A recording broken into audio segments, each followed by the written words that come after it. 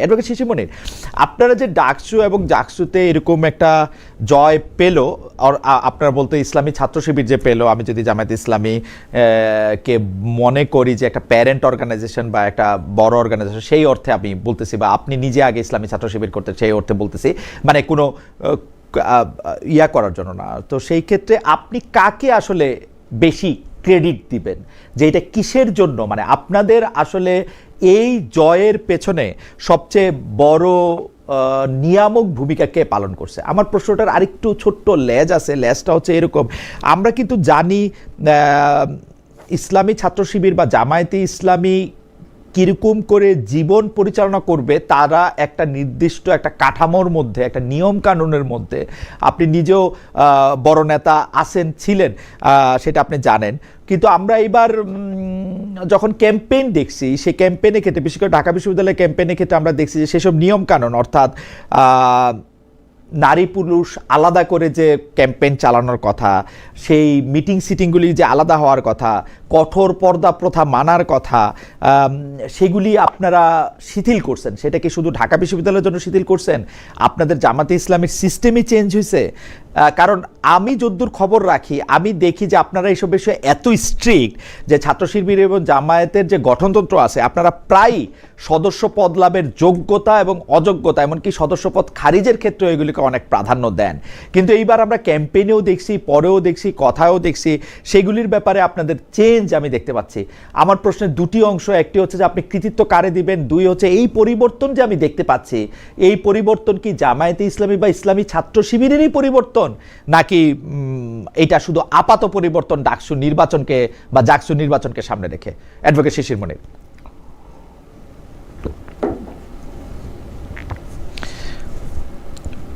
Advocate শিশির মনিরের কানেকশনটা কি? পরিবর্তন তাকে দিব যে অ্যাডভোকেট শিশির মনির, এখন আমরা আপনাকে শুনতে পাচ্ছি, আপনি একটু জোরে বলবেন। হ্যাঁ, আপনি প্রথমে কৃতিত্বটা একটু বললেন।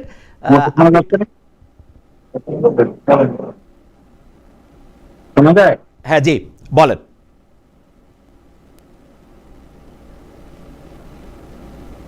এই পরিবর্তনের প্রথম ক্রেডিট দিব আমি ক্যান্ডিডেটের।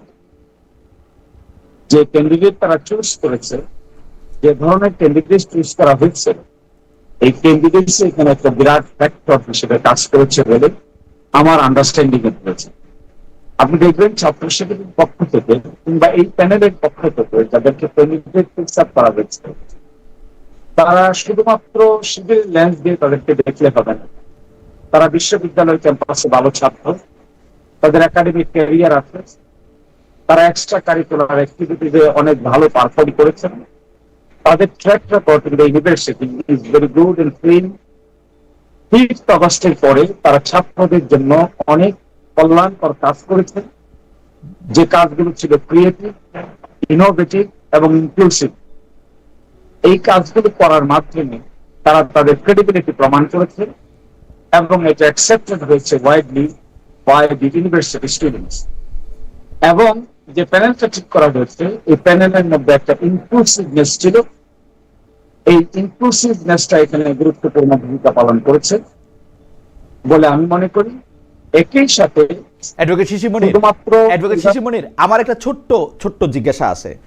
একটা হচ্ছে যে ক্যান্ডিডেট চুজ করা হয়েছে, তাকে আপনি বড় কৃতিত্ব দিচ্ছেন। একটা হচ্ছে ক্যান্ডিডেট চুজ করা হচ্ছে, সেটাকে আপনি বড় কৃতিত্ব দিচ্ছেন। এই ক্যান্ডিডেটটা চুজ করার ক্ষেত্রে কি প্রক্রিয়া অনুসরণ করা হয়েছে সেটাও যদি একটু বলতেন, এটাকে মানে এটা কিভাবে করা হয়েছে। আর দুই হচ্ছে ছাত্রদের কল্যাণের জন্য যেসব কাজ করা হয়েছে। অ্যাডভোকেট শিশির মনির, আপনি কি আমাকে শুনতে পাচ্ছেন?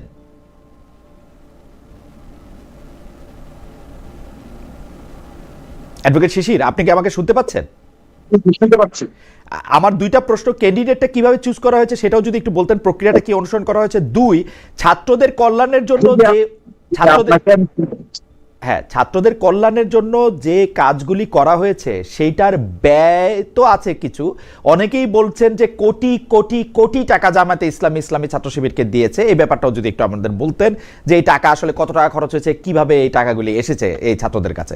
জনাব শিশির মনির। আপনি আমাকে প্রথম দুইটা প্রশ্ন করেছিলেন, আপনি আমাকে আপনি আমাকে প্রথম যে যেটা প্রশ্ন করেছিলেন তার উত্তর আমি দিতে পারি নাই।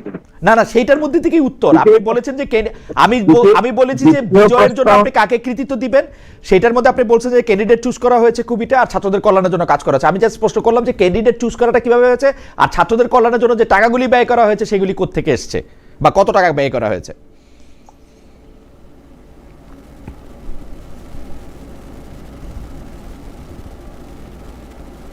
আপনি তো আমাকে দুটা প্রশ্ন করেছিলেন, একটা প্রশ্নের উত্তর দিতেই আপনি আবার আরেকটা প্রশ্ন করেছেন, আরেকটা প্রশ্ন না না অ্যাডভোকেট শিশির মনির, আমি কিন্তু যেই দুইটা প্রশ্ন করছি আপনি হয়তো আমাকে ভালো শুনতে পাচ্ছেন না। আমি যেই দুইটা প্রশ্ন করেছি সেই দুইটা প্রশ্নই আছে। আপনারা কৃতিত্ব কাকে দিবেন, যে ক্যাম্পেইনের রীতি আপনারা অনুসরণ করছেন সেটা সমস্ত জামাত ইসলামীর জন্যই আপনারা অনুসরণ করবেন কিনা, নাকি এটা ডাকসু চাকসুর জন্য কাস্টমাইজ।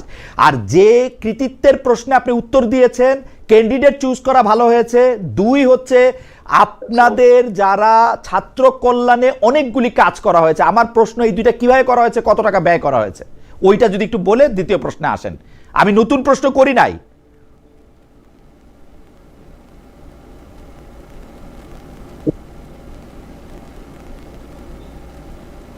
মাঝখানে যদি আপনি আমাকে আটকাই দেন তাহলে উত্তর দিতে পারবো না, তাহলে আপনার কথাই আমাকে শুনতে হবে। আচ্ছা দেন উত্তর দেন, কথা বলেন। সেকেন্ড বলতেছেন যে এটার ব্যয় কোথা থেকে এসেছে। আপনি দেখবেন ছাত্র শিবির এমন একটা অর্গানাইজেশন, তার নিজস্ব ফাইন্যান্সিয়াল মেকানিজম আছে এবং নিজস্ব ইন্ডিপেন্ডেন্ট স্ট্রং মেকানিজম আছে। এই মেকানিজমটা আপনি ভিতর থেকে না দেখলে বুঝতে পারবেন না। This is a very beautiful mechanism. এবং আর্থিক কারণে তারা যেভাবে অর্থনৈতিক বিষয়টাকে যেভাবে ম্যানেজ করে, সংগঠনের সদস্যদের, সাথীদের, শুভাকাঙ্ক্ষীদের কাছ থেকে যেভাবে কন্ট্রিবিউশন তারা নেয় এবং যে ট্রান্সপারেন্ট অ্যাকাউন্টেবল মেকানিজমে তারা এগুলো মেনটেন করে, এগুলো ভেরি ইনোভেটিভ আইডিয়া তারা এখানে ইনক্লুড করেছে। এটাও তার একটা ক্যাপাসিটি যে ছাত্র শিবির তার ফাইন্যান্সিয়াল পার্টটুকুকে এত স্মুথলি ডিল করে, যে স্মুথলি ডিল করার কারণে তাদের মধ্যে ফাইন্যান্সিয়াল বিষয়টা খুবই ট্রান্সপারেন্ট অ্যাকাউন্টেবল ওয়েতে যেহেতু ম্যানেজ হয়, এটাকে নিয়ে কোনো প্রশ্ন থাকে না, কোনো ধরনের কোনো উদ্বিগ্নতা থাকে না, কোনো ধরনের কোনো এলিগেশন থাকে না। ফলে ছাত্র শিবিরের ফাইন্যান্স আপনি যদি অডিট করতে চান, আপনি অডিট রিপোর্ট দেখতে পাবেন। ওই অডিট রিপোর্ট দেখলে আপনি বুঝতে পারবেন কিভাবে আয় হলো আর কোথায় ব্যয় হলো। এবং I hope you will be satisfied to go through their audit report, yearly audit, 6 monthly audit এবং 3 মাসের অডিট। আমার ধারণা আমি যখন এই সংগঠনে ছিলাম, এত ট্রান্সপারেন্ট মেকানিজমে ফাইন্যান্সিয়াল সিস্টেম বিল্ড আপ করা হয় এবং কন্টিনিউ করা হয়, এটার প্যারালাল আরেকটা এক্সাম্পল সম্ভবত আমাদের দেশে আপাতত কেউ এস্টাবলিশ করতে পারে নাই। This is what is an internal beauty. আর সেকেন্ড বলছেন যে জামায়াত ইসলামীর পলিসিতেই পরিবর্তন হয়েছে না অনলি শিবির। যে ইনক্লুসিভনেস এর কথা আমরা বলে আসছি, যে আমার ভাই একটু আগে যে কথাগুলো বলেছেন, এটা যে ডিনায়াল মোড, আমি মনে করি ডিনায়াল মোড কোনো আন্ডারস্ট্যান্ডিং এর জন্য ভালো মোড না। একটা প্যানেল বিজয়ী হয়েছে, এখন তারা দেখছেন এখানে কার সাথে আঘাত করা হয়েছে, কি ধরনের ক্যান্ডিডেট ঠিক করেছেন তা কি প্রশ্ন করেছেন? যে ধরনের ক্যান্ডিডেট তারা দিয়েছেন তাদের প্রি ক্রেডেন্সিয়ালস আছে একাডেমিক, তা কি টেস্ট করেছেন? যাদেরকে তারা ফিক্স করেছেন তারা কি ধরনের এজেন্ডা ফিক্স আপ করেছেন এই প্রশ্ন করেছেন? তারা কি এই প্রশ্ন করেছেন যে 5ই আগস্টের পরে ছাত্রদের জন্য ছাত্র বান্ধব কি কি কাজ তারা করেছেন, এটাকে অ্যানালাইসিস করেছেন? এই অ্যানালাইসিস না করে যদি আপনি ষড়যন্ত্র তত্ত্ব দাঁড় করাতে পারবেন, কিন্তু ডিনায়াল মোডে কোনোদিন সত্যের দেখা খুঁজে পাবেন না। ফলে আমি মনে করি এই যে একটা পরিবর্তন এসেছে, ইনক্লুসিভনেস, ভালো ক্যান্ডিডেট ফিক্স করা এবং এজেন্ডা ফিক্স আপ করা, এজেন্ডাগুলো ছাত্রদের কল্যাণে হওয়া, এই পরিবর্তনগুলিকে শুধু ছাত্র শিবিরে নয়, এগুলো আপনি আগামীতে জামাত ইসলামের এজেন্ডাতেও পরিবর্তন দেখতে পাবেন, ইনক্লুসিভনেসে পরিবর্তন দেখতে পাবেন, মাইনরিটি এবং রিলিজিয়াস গ্রুপের সঙ্গে বিহেভিয়ার এবং আচরণে পরিবর্তন দেখতে পাবেন। এবং অবশ্যই আমরা আগামী নির্বাচনে ক্রিয়েটিভ ইনোভেটিভ আইডিয়া ইন্ট্রোডিউস করব, যা নাকি বাংলাদেশের মানুষের সামনে একটা ধর্ম, বর্ণ, শ্রেণী নির্বিশেষে নতুন রাজনৈতিক চিন্তা ভাবনার বহিঃপ্রকাশ করে। এগুলোই আমরা আগামীতে শুধুমাত্র শিবিরে নয়, জামাত ইসলামী তার ন্যাশনাল নির্বাচনে এই এজেন্ডা গুলো প্রকাশ করবে। আমাদের প্রত্যাশা যে হয়তো বাংলাদেশের সামনে বিকল্প রাজনৈতিক চিন্তা ভাবনা হিসেবে, ইনক্লুসিভ পলিটিক্স হিসেবে নতুন ডাইমেনশন অ্যাড করবো আমরা, যা ছাত্র শিবির এটা প্রাথমিক ম্যানিফেস্টেশন মাত্র। আর জামায়াত ইসলামী জাতীয় নির্বাচনে তা অত্যন্ত জোরসোরে পরিকল্পনা চলছে, আলোচনা চলছে, প্রিপারেশন চলছে। আপনারা দ্রুতই তার ম্যানিফেস্টেশন দেখতে পাবেন। অ্যাডভোকেট শিশির মনির, আপনি অনুমতি দিলে আপনাকে আমি আবার জিনিসটা বলি। আপনি কি শুনতে পাচ্ছেন? আপনি কানে ওইটা দিলে কি শুনতে পাবেন? অ্যাডভোকেট শিশির মনির, আমি কিন্তু শিবিরের ফিনান্সিয়াল জায়গা নিয়ে আমি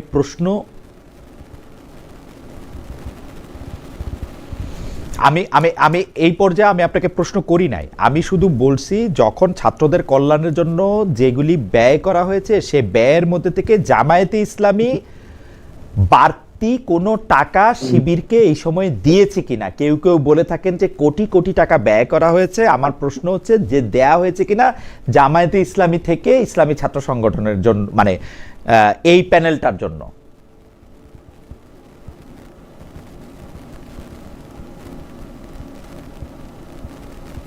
ডাকসু ইলেকশনকে সামনে রেখে অ্যাডভোকেট মনির, আপনি কি আমাকে শুনতে পাচ্ছেন? জি জি, শুনতে পাচ্ছি আমি, প্লিজ বল।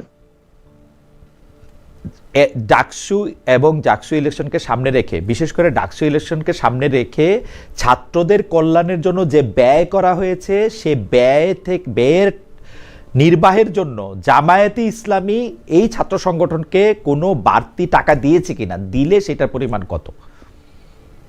না, জামাত ইসলামী বাড়তি কোনো পয়সা ছাত্র শিবিরকে তার নির্বাচন পরিচালনার জন্য দেয়নি। ছাত্র শিবির তার নিজস্ব মেকানিজমে যে ফান্ড রেইজ করেছে সেই ফান্ডেই যথেষ্ট ছিল নির্বাচন পরিচালনা করার জন্য। এবং এই ক্ষেত্রে আমরা যারা অতীতে ছাত্র শিবির করেছি, আমরা আমাদের সাধ্য মতো সবাই এই ফান্ডে ডোনেট করেছি। দেশের বাইরে যারা অতীতে ছাত্র শিবির করেছেন তারাও এখানে সাধ্য মতো ভালো পরিমাণ পয়সা ওই প্রয়োজন অনুযায়ী ডোনেট করেছেন।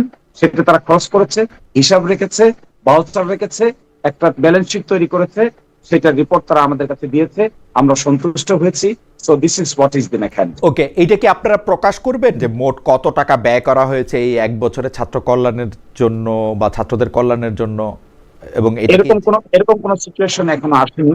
যদি স্পেসিফিক্যালি মনে করেন আপনি এটা জানতে চান বা আপনার জানার প্রয়োজন আছে বা কোনো ব্যক্তি বিশেষ যদি জানতে চায়, তাহলে অবশ্যই তাকে আমরা আনুষ্ঠানিকভাবে উত্তর দিতে রাজি আছি। আপনি চিঠি পাঠান, we will give you answer. Thank you so much. আর দ্বিতীয় প্রশ্নটা সেটা হচ্ছে যে জামায়াতে ইসলামীর মিটিং এবং সিটিংয়ের ক্ষেত্রে কঠোর পর্দা প্রথা মানা একটি বিধান রয়েছে। নারী এবং পুরুষ পাশাপাশি বসে কোনো একটা মিটিং করা, সিটিং করা, সেটাতে যাওয়া, সেখানে ক্ষেত্রে মানে তাদের একটা স্ট্যান্ডার্ড রয়েছে, সেটা জামাত ইসলামীরও রয়েছে, ইসলামী ছাত্র শিবিরেরও রয়েছে। কিন্তু এই গঠনতন্ত্র অনুসারে দলীয় সদস্যপদ লাভের যোগ্যতা হিসাবেও বলা আছে যিনি সদস্য হবেন তিনি ফরজ ওয়াজিব সমূহ মেনে চলবেন। এই পর্দার বিধান না জানার কারণে আমরা জেনেছি যে শিবিরের বহু সদস্যদের সদস্যপদ বাতিল হয়েছে, অনেকে নেতা হতে পারেন নাই, এতই কঠোর এটা। এইবার আমরা জনাব সাদিককে, জনাব ফরহাদকে যেভাবে ইলেকশনটাকে ক্যাম্পেইন করতে দেখেছি, সেই ক্ষেত্রে মনে হয়েছে এই নিয়ম কানুন অনেক শিথিল করা হয়েছে। আপনি যেটাকে ইনক্লুসিভনেস বলছেন, সেই ইনক্লুসিভনেসে জামায়াতে ইসলামীও কি এই নিয়মটা শিথিল করেছে, নাকি সেটা শুধু ডাকসু এবং জাকসুর জন্য?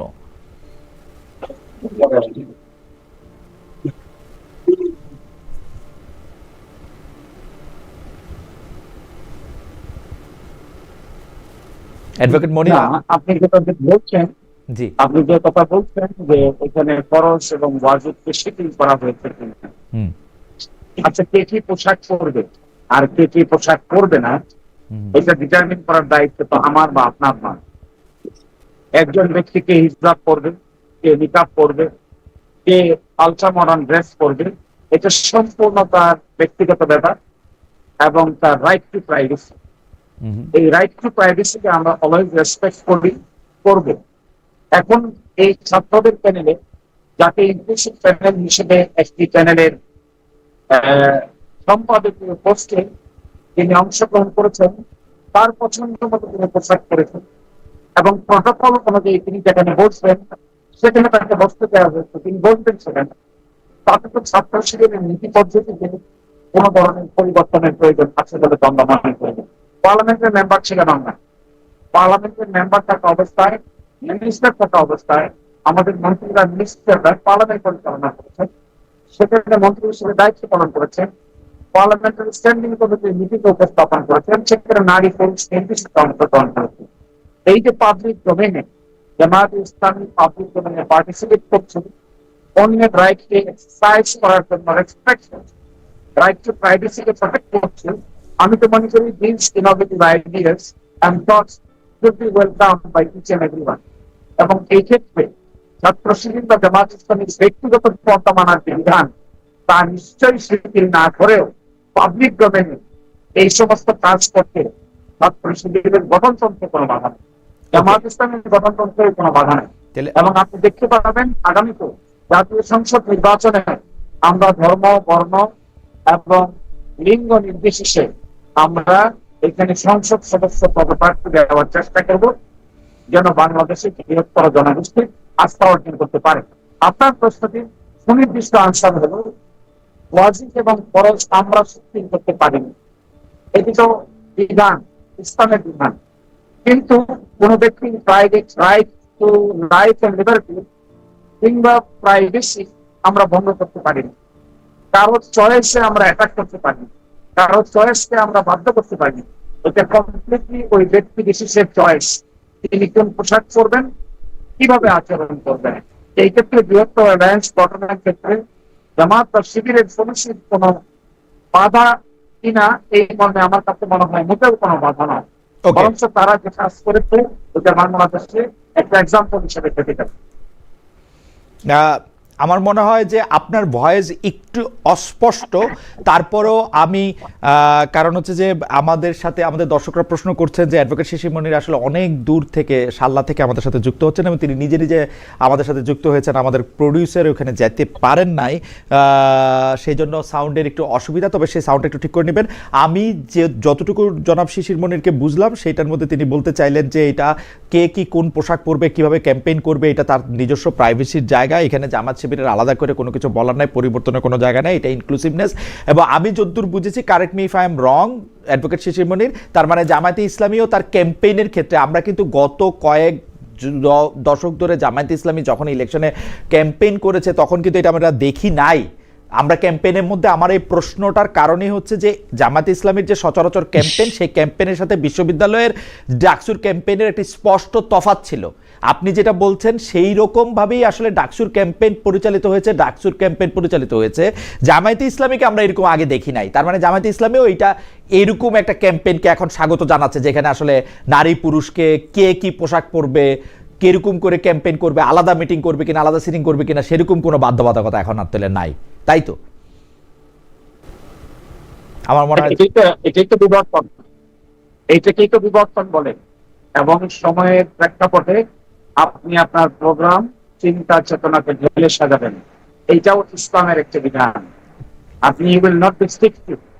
আপনি যখন একটা পার্টিকুলার সার্কামস্টেন্সেসকে অ্যাড্রেস করার জন্য আপনি যখন নিউ ডাইমেনশন অ্যাড করবেন, হিউম্যান থিঙ্কিং কে আপনি ওয়েলকাম করবেন, তখনই আসলে একটা আন্ডারস্ট্যান্ডিং এর মধ্যে ডাইমেনশনগত পরিবর্তন সূচনা হয়। তো জামাত ইসলামী বলেন আর ইসলামী ছাত্র শিবিরের বলেন, এই যে ডাইমেনশনের কাজটুকু তারা করছেন, তারা ইনক্লুসিভ চিন্তা ভাবনা করছেন, ওয়াইডার স্পেকট্রাম অফ পিপলকে অ্যাড্রেস করার চিন্তা ভাবনা করছেন। আমি মনে করি this is very positive, not only in the university campus but also for the future of education. আমিও তাই মনে করি। সময়ের সাথে জামায়াতে ইসলামের এই বিবর্তন, যেটি আমরা আসলে ডাকসু এবং চাকসুর মধ্যে দেখতে পেলাম, অ্যাডভোকেট শিশির মনির বলছেন যে সেটি আসলে সেটি আসলে অ্যাকোয়ার করা হয়েছে সময়ের প্রয়োজনে এবং এর নামেই আসলে ইসলাম, এই বিবর্তনের মধ্যে দিয়ে সেটি যায়। আপনাকে তো অনেক ধন্যবাদ।